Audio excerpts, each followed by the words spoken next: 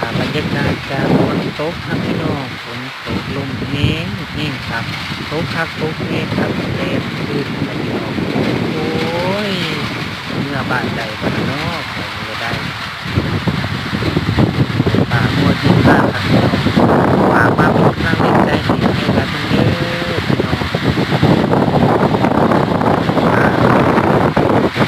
ตอนออกมาหน้าแต่ฝนบ่ตกครับตอนช่วงสายๆมาหัวค่ำนี้เอาละพี่น้องเริ่มตั้งข่าวมาตกแห้งพอได้หลบฝนครับพี่น้องหลบฝนนี่ขอบเมื่อของเฮาที่กลางโค้งสุดละพี่น้องคือไปดูทีเดียวครับฝนจะตกครับตกแน่ตกมากกว่าหนาไม่น่าเขาบ่ค่อยมีครับพี่น้องโอ้ยตกอัดติดตรงปากห้องนี่จักหน่อยครับพี่น้อง